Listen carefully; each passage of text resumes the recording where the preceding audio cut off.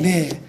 오늘 함께 나눌 하나님의 말씀 여호수아 1장 7절에서 11절 말씀입니다. 여호수아 1장 7절에서 11절 말씀입니다. 여호수아 1장 7절에서 11절 말씀 우리 한 목소리로 읽겠습니다. 자, 시작. 오직 강하고 극히 담대하여 나의 종 모세가 내게 명령한 그 율법을 다 지켜 행하고 우로나 좌로나 치우치지 말라. 그리하면 어디로 가든지 형통하리니 이 율법책을 내 입에서 떠나지 말게 하며 주야로 그것을 묵상하여 그 안에 기록된 대로 다 지켜 행하라. 그리하면 내 길이 평탄하게 될 것이며 내가 형통하리라. 내가 내게 명령한 것이 아니냐. 강하고 담대하라. 두려워하지 말며 놀라지 말라. 내가 어디로 가든지 내 하나님 여호와가 너와 함께 하느니라 하시니라. 이에 여호수아가 그 백성의 관리들에게 명하여 이르되 진중에 두루 다니며 그 백성에게 명령하여 이르기를 양식을 준비하라. 사흘 안에 너희가 이 요단을 건너 너희의 하나님 여호와께서 너희에게 주사 차지하게 하시는 땅을 차지하기 위하여 들어갈 것임이라 하라. 아멘. 오늘은 저희 집 반려견 얘기로 설교를 시작해 볼까 합니다. 오늘 베드로전서 말씀을 기대하고 오셨을 성도님들 계실지도 모르겠는데 연초고해서 다른 말씀을 준비했습니다. 어쨌든 저희 집에는 리트리버 한 마리가 있습니다. 다 아시죠? 이름은 오즈입니다. 네, 오즈. 오즈가 히브리어로 하면 하나님의 힘, 하나님의 능력이라는 뜻이에요. 너무 거창하죠? 네. 오즈의 이웃에는 누가 사냐 하면 서로 개들끼리는 뭐 왕래가 별로 없지만 무스라는 친구가 살고 있습니다. 예. 개들끼리는 별로 교류가 없지만 주인들끼리는 뭐 자주 교류를 해요. 그러던 어느 날 무스 주인이 저에게 좋은 정보 하나를 주는 겁니다. 완벽한 계산책 코스를 발견했는데 무스도 한번 갔다 왔는데 너무 좋아하더라는 거예요. 그곳은 울산 외곽에 있는 자연휴양림인데 평일엔 인적도 거의 없고 그래서 목줄도 없이 얼마든지 풀어놔도 상관없는 곳이라는 거예요. 그래서 저는 이 기쁜 소식을 누구에게 가장 먼저 알렸을까요? 바로 오즈에게 가장 먼저 알려줬죠. 야, 오즈야, 걔들의 낙원이 있댄다. 숲이 우거져 있고 말 그대로 그 넓은 초원이 쫙 펼쳐져 있는데 거긴 차도 없고 울타리도 없고 목줄도 할 필요가 없고 그냥 아무 데서나 오줌 싸도 전혀 눈치 볼 곳이 아니란다. 우리 다음 주 월요일에 한번 가자. 제가 이렇게 오즈한테 얘기를 했어요. 개의 언어로 멍멍멍멍멍 이렇게 했겠죠. 예. 오즈는 벌써 신이 나가지고 막 꼬리를 흔들고 멍멍댑니다. 예, 오즈는 목이 빠져라 그날을 기다렸고 드디어 월요일 아침이 되었어요. 오즈랑 저는 그 자연휴양림에 갔습니다. 주차장에 차를 세워놓고 내리기 직전에 제가 오즈에게 몇 가지 당부의 말을 했습니다. 오즈가 알아들을 수 있도록 정말 신경 써서 얘기를 했습니다. 오즈야, 여기서 너 딱 하나만 조심하면 돼. 그냥 내 옆에 딱 붙어 있어야 된다. 너 신난다고 그냥 정신없이 이리 뛰고 저리 뛰면 안 돼. 야, 우리 동네에서 산책할 때처럼 고양이 만나서 막 흥분하고 막 앞뒤 안 보고 무조건 달려들면 큰일 난다. 여긴 우리 집이랑 꽤 멀기 때문에 너 혼자서는 절대로 집을 찾아올 수가 없어. 그러니까 다른 데 가지 말고 꼭 내 옆에 붙어 있어야 된다. 그게 바로 네가 살 길이고 너한테 가장 좋은 길이야. 그리고 한 가지 더. 이 자연휴양림에서 산책하다 보면 토끼가 너한테 같이 놀자고 유혹할 거고 잘생긴 세포트 녀석이 너한테 막 대시할지도 몰라. 거기 홀랑 넘어가면 절대 안 되는 거야. 자, 주목! 마지막으로 너는 있잖아. 다른 목소리에는 넘어가지 말고 꼭 주인인 내 말만 들어야 돼. 그리고 무조건 내 옆에만 붙어 있어야 된다. 알았지? 이렇게 신신당부를 했습니다. 제 말이 끝나기가 무섭게 오즈가 네! 라고 대답하지 않고 멍멍! 이렇게 얘기를 하는 거예요. 자, 그러면 오즈는 과연 이 자연휴양림에서의 산책을 하면서 제 당부의 말대로 그대로 순종했을까요?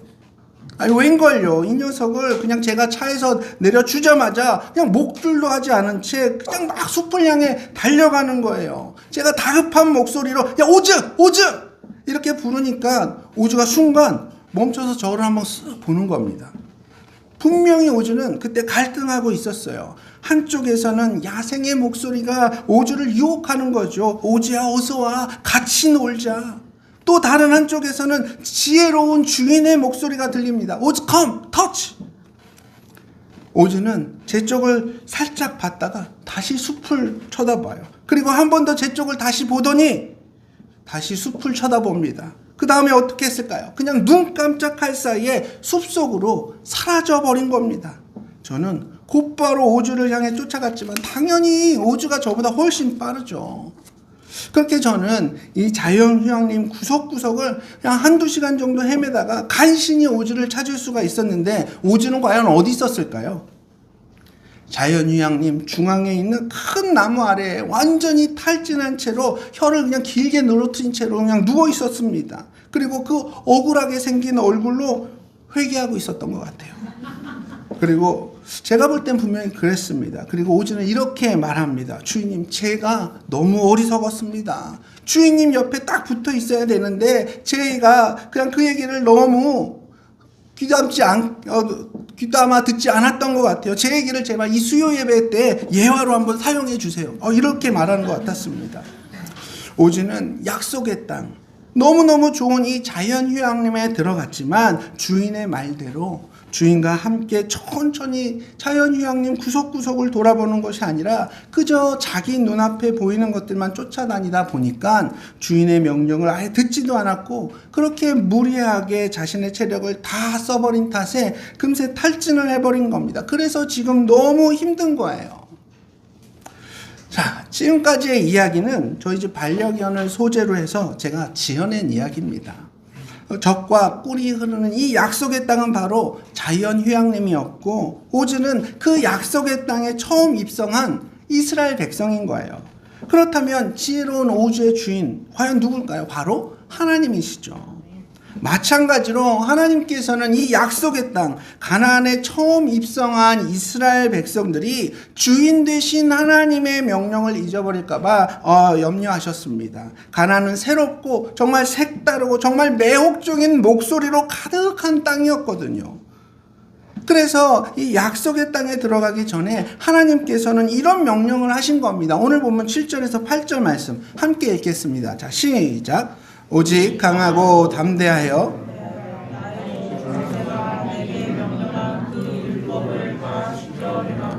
우르나 좌로나 치우치지 말라. 그리하면 어디로 가든지 형통하리니 이 율법책을 내 입에서 떠나지 말게 하며 주야로 그것을 묵상하여 그 안에 기록된 대로 다 지켜 행하라. 그리하면 내 길이 평탄하게 될 것이며 내가 형통하리라.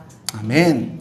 하나님께서는 여호수아에게 200만 명이 넘는 사람들을 가나안 땅으로 이끌고 가서 그 믿음의 유산을 물려받게 하는 그런 임무를 주셨습니다.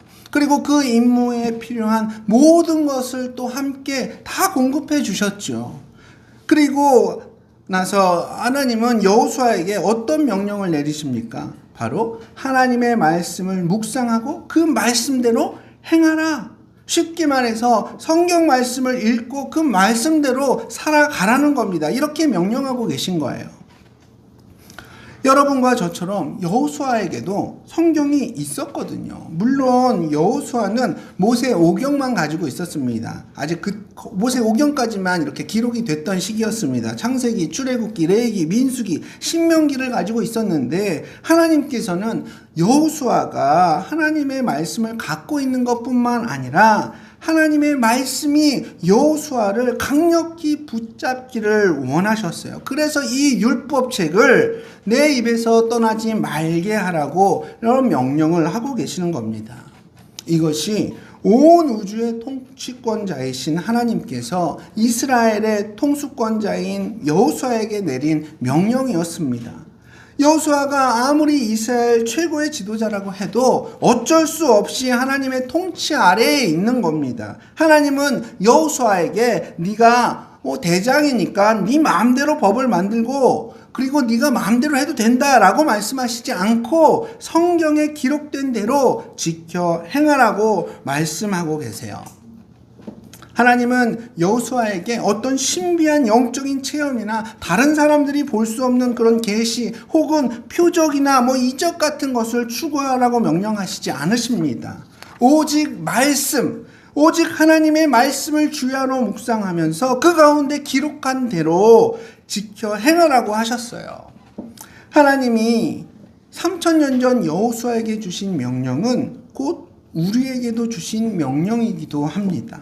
그럼 오늘날 우리 역시 주님의 말씀, 이 성경을 읽고 그 말씀대로 행하라는 그 명령을 동일하게 하고 계신 겁니다. 사실 성령은 우리의 영적 성장을 위해서 가장 중요한 도구입니다. 무브라는 책을 보면 거기에 공동 저자인 그렉 호킨슨과 켈리 파킨슨은 그리스도인들의 그런 영적인 성장의 핵심 요소, 그리스도인들이 영적으로 성장하기 위해서 정말 필요한 게 뭔가 핵심 요소를 찾기 위해서 연구를 했는데 그 연구의 주제가 뭐냐? 어떻게 해야 연약한 믿음이 강해지고 온전한 믿음으로 성도들이 나아갈 수 있을까? 이 물음에 대한 해답을 찾기 시작했습니다. 그러면서 1000개가 넘는 교회들을 대상으로 수많은 성도들을 설문조사를 진행했는데 어떤 결과가 나왔냐? 말씀 묵상만큼 그리스도인들의 영적인 성장에 큰 영향을 미치는 것이 없었다는 거예요. 그리스도인들이 성장하고 그리스도인이 영적으로 단단해지려면 다른 것들이 아니라 바로 하나님의 말씀이 그 심령 가운데에 들어갈 때에 그것들이 가능해졌다는 겁니다. 결국 성도들의 영적인 성장을 돕기 위해서는 예수님과의 관계가 더 깊어지기 위해서는 교회가 꼭 해야 할 일이 하나 있다면 그건 뭐냐? 바로 성도들이 성경을 읽도록 권면하고 또 그 읽는 법을 가르치는 것이라는 그런 결론을 이 책에서 내리고 있더라고요. 저희 교회에서도 이제 성경 일독을 하고 또 하신 분들에게는 또 상품도 드리고 하지만 그것보다도 더 구체적이고 더 도전적인 그런 가르침이 있어야겠다는 생각을 저도 했습니다. 그렇습니다. 그리스도인들의 영적 성장의 열쇠는 교회 출석이나 그런 어떤 활동들을 늘리는 게 아닙니다. 단순히 교회에서 바쁘게 활동한다고 해서 영적인 성장이 저절로 이루어지는 게 아닙니다. 바로 하나님의 말씀을 읽고 그 말씀대로 내 삶 속에서 행할 때에 그때 비로소 진정한 영적인 성장이 나타나는 겁니다. 여러분도 지금 신앙의 황금기를 보내길 원하십니까? 그럼 지금 당장 성경책을 펴시고 밤낮으로 그 말씀을 여러분 묵상하십시오. 하나님의 말씀에 대해서 생각하고 또 생각하십시오. 성경을 여러분 삶의 길잡이로 삼으십시오. 의문이 생길 때마다 성경책을 펴고 그 성경 안에서 답을 찾아보시기 바랍니다. 여러분들이 성경이 아닌 세상의 어떤 의견이나 그 어떤 유행하는 그런 문화에 따라서 여러분의 삶의 방향을 정한다면 반드시 여러분들은 우왕좌왕하게 되어 있습니다. 여러분 그러면 어떻게 되는지 아십니까? 제가 한 가지 얘기를 더 해드릴게요. 자, 보십시오. 한 마을에 농부 아버지와 그 아들이 있었습니다. 그날은 씨 뿌리기 전에 밭을 이렇게 갈아엎는 날이었는데 보통 농부들이 어떻게 밭을 이렇게 갈아엎습니까? 소에 쟁기를 매달아 놓고 이렇게 소가 이렇게 이동하면서 왔다 갔다 하면서 밭을 다 이렇게 갈아 놓지 않습니까? 바로 그 일을 아빠 농부가 초보 농부인 아들에게 시킨 겁니다. 그러면서 아들에게 어떤 당부의 말을 했냐? 아들아, 밭을 갈 때는 꼭 일직선으로 갈아야 한다고. 그러기 위해서는 밭 고랑을 일직선으로 갈기 위해서는 반대쪽 편에 한 물체를 정해놓고 그것만 바라보면서 가면 밭 고랑을 일직선으로 팔 수 있다고 이렇게 신신당부를 했습니다. 초보 농부인 아들은 과연 아버지가 시킨 그 밭 가는 일을 잘 마칠 수 있었을까요? 한 2시간 있다가 나중에 아빠가 와서 이 아들이 갈아놓은 밭을 확인해 보니까 아니 똑바로 똑바르게 고랑을 파놓은 게 하나도 없는 겁니다. 다 그냥 삐뚤빼뚤 그냥 엉망진창인 거예요. 마음이 너무 답답한 아빠 농부는 아들에게 보러 화를 내면서 아니 아들아 내가 분명히 반대쪽에 한 물체를 딱 정해놓고 아니 그것만 바라보고 가면 똑바르게 이렇게 밭을 갈 수가 있다고 했는데 이게 뭐냐 넌 도대체 뭘 봤길래 어떻게 했길래 이렇게 밭 고랑이 제대로 된 게 하나도 없느냐 이렇게 막 야단을 쳤어요.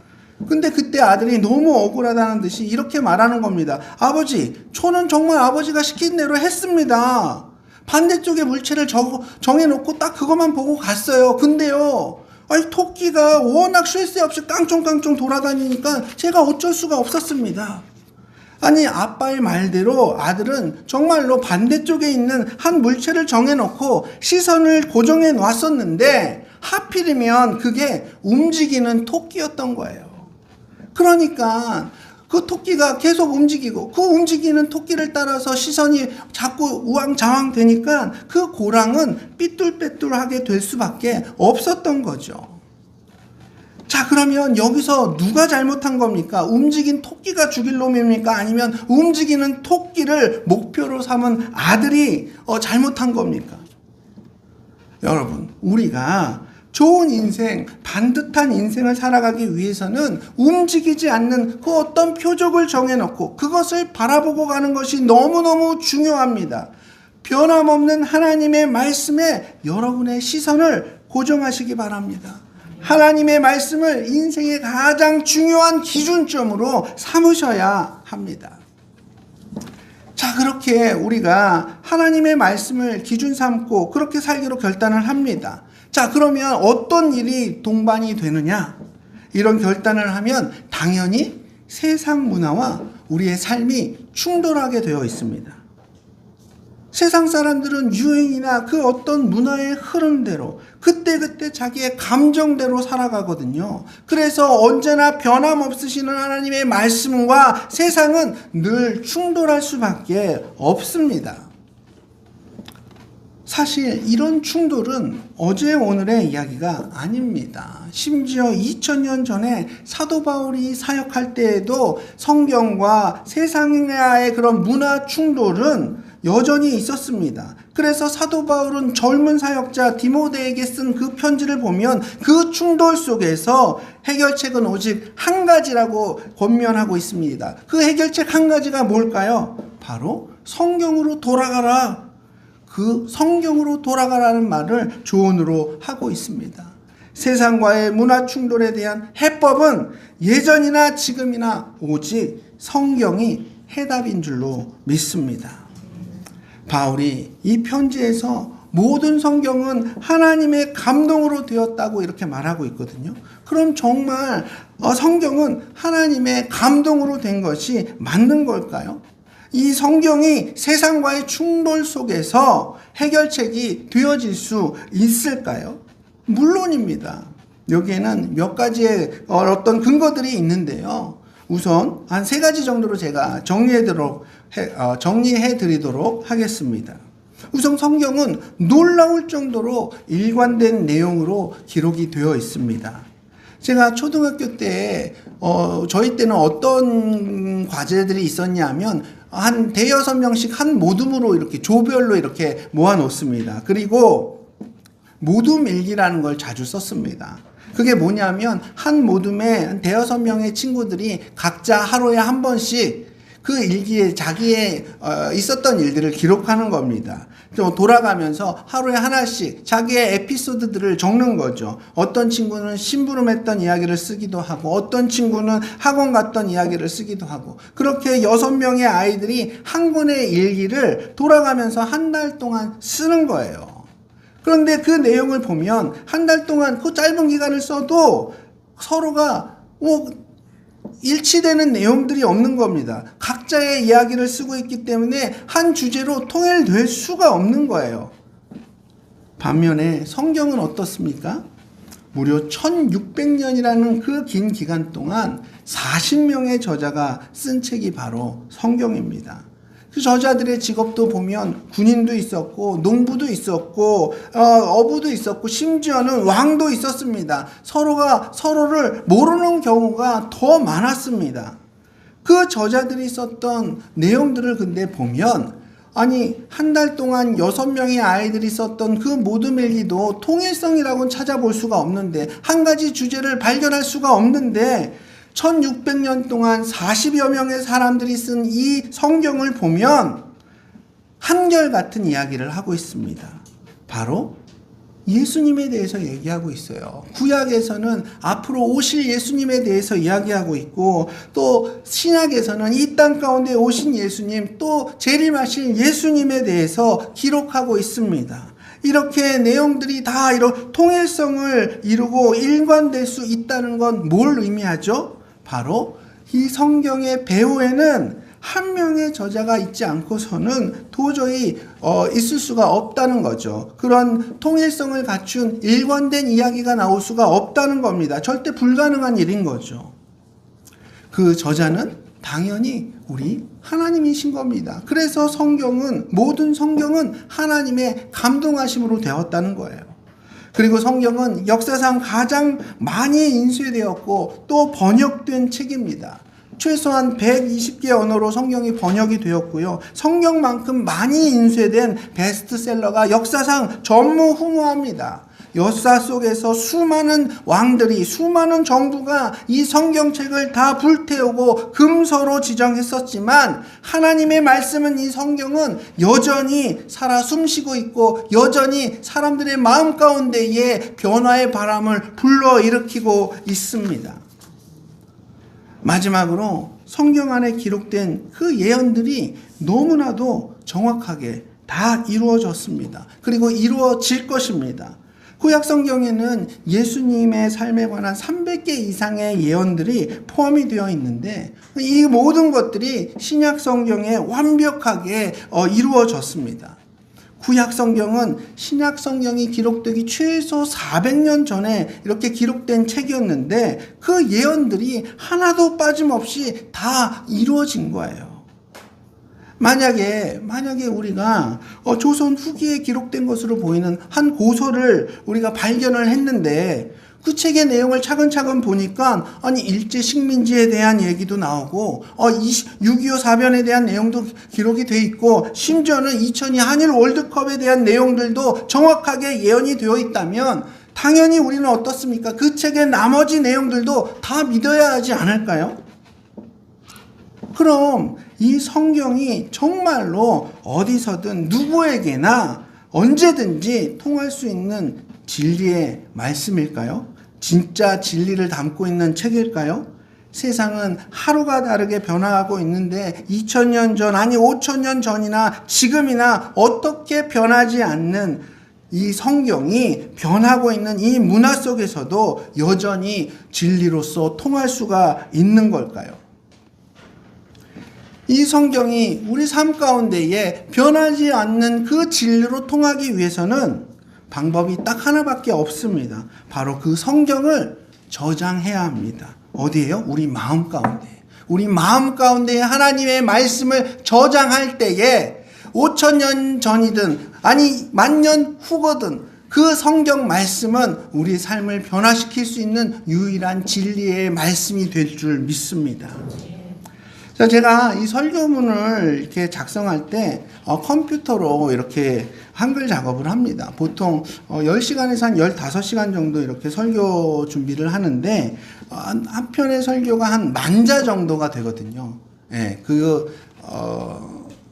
한글로 이렇게 다 설교문을 저는 모든 풀 센텐스 그러니까 모든 문장을 다 그냥 토시 하나 빠짐없이 다 적고 그대로 읽으려고 하는 스타일의 설교를 하고 있는데 그렇게 제가 할 말들을 이렇게 쭉 다 적어 놓으면 진짜 한 10,000자 정도가 됩니다. 그러면은 A4 용지로 한 8장, 9장 정도가 돼요.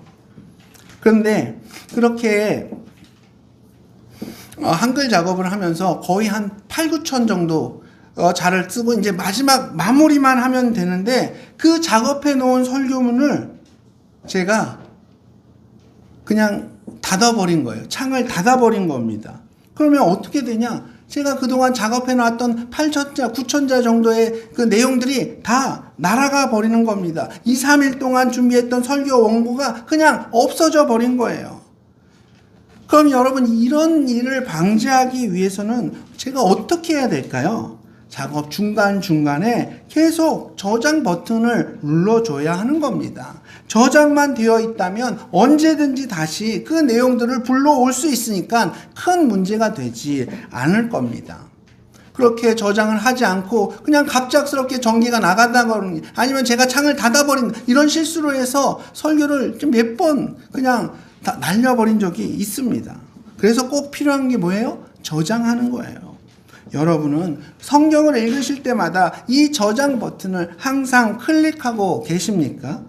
성경에서 읽은 것이 내 삶에 완전히 녹아들 수 있도록 그렇게 내 삶 가운데에 완전히 적용되어질 수 있도록 의식적으로 우리가 노력해야 합니다. 그것이 바로 내 마음에 하나님의 말씀을 저장한다는 거예요. 여러분, 우리가 요즘 오후에, 주일 오후에 소그룹 하는 시간이 바로 받은 말씀을 우리 마음 가운데에 저장해 나가는 시간인 겁니다. 이 시간을 여러분 그래서 소홀하게 여기시면 안 되는 거예요.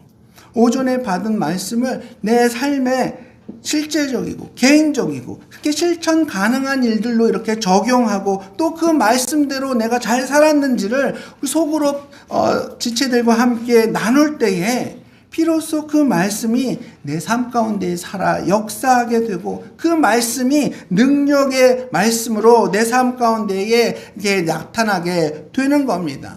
제가 이 소그룹을 하면서 가장 많이 듣는 피드백 중에 하나는 뭐냐 하면 옛날에는 말씀을 듣고 잊어버렸지만 지금은 일주일 내내 그 말씀을 기억이 난다는 거예요. 들은 말씀들이 생각이 난다는 거예요. 얼마나 감사한 일입니까? 저절로 그게 이루어진 겁니까? 그렇지 않습니다. 소그룹을 통해서 내가 어떻게 이 말씀을 적용하고 또 어떻게 살아낼 건지를 결단하고 그 결단대로 살았는지 또 그 다음 주에 지체들과 함께 나눌 때에 그 말씀이 내 마음 가운데 저장이 되어지는 거고 저장된 그 말씀이 내 삶 가운데 살아 역사하게 되는 겁니다. 그리고 우리 예수님도 이렇게 말씀하셨죠. 진리를 알지니 진리가 너희를 어떻게 한다고요? 자유롭게 한다고 했습니다. 우리가 진리를 알면 우리 마음 가운데 이 진리의 말씀을 저장하면 그 진리가 우리의 죄책감과 우리의 두려움과 우리의 분노와 열등감을 다 해결해 준다는 겁니다. 그 문제로부터 우리를 해방시켜 준다는 겁니다. 저장된 진리의 말씀이 바로 우리의 마음을 변화시키는 겁니다. 그렇게 우리의 마음이 변화가 되면 어떤 일이 일어나느냐? 우리 오늘 본문 10절에서 11절 말씀 함께 읽겠습니다. 10절에서 11절 시작. 이에 여호수아가 그 백성의 관리들에게 명하여 이르되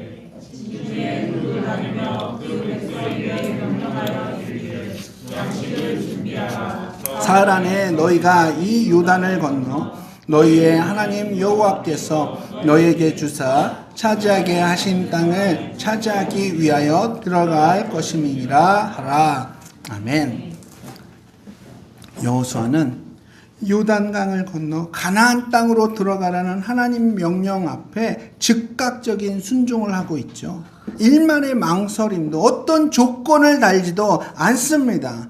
아니 사실 단 한 번도 가보지 못한 이 가나안 땅 요단강을 건넌다는 것이 얼마나 두렵고 떨리고 부담되는 일이겠습니까? 무려 200만 명의 사람들을 여호수아가 책임져야 하는데 사라도 아이를 임신할 것이라는 그 하나님 부르심 앞에 손사래를 쳤었습니다. 모세도 하나님께서 처음 민족의 지도자로 부르셨을 때 자신은 말주변이 없어서 안 된다고 도망쳤던 모습을 우리는 말씀을 통해서 다 보았습니다. 반면에 이 여호수아는 그 마음 가운데에 하나님 말씀에 대한 확신, 그 말씀이 진리로 인식되어져 있으니까, 그 말씀 가운데 하나님의 말씀이 저장되어 있으니까 어떻습니까? 그 마음이 담대함으로 변화가 된 겁니다. 저와 우리 성도님들의 삶 속에서도 우리의 믿음과 세상 문화 속에서 이렇게 충돌이 있습니다. 있을 수밖에 없습니다.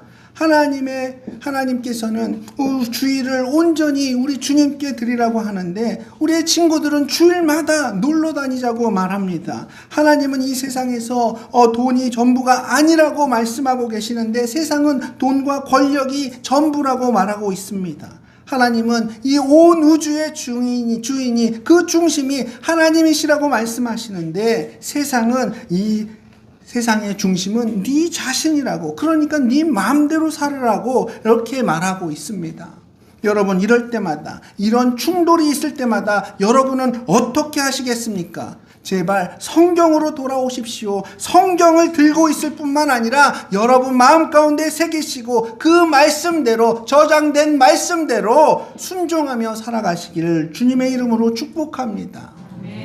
그렇게 진리가 우리 마음 가운데에 저장되어질 때에 우리의 인생은 오늘 설교 초반부에 이렇게 나눴던 그 방탕한 게 오주처럼 세상 속에서 그저 보이는 대로 살다가 결국 탈진해서 쓰러져가는 그런 인생이 아니라 하나님의 약속과 그 믿음의 유산을 온전히 누리며 우리 신앙생활의 황금기를 보낼 수 있게 되는 겁니다. 그런 복된 인생을 살아가시는 저와 우리 모든 성도님들 되시기를 축복하며 오늘 말씀을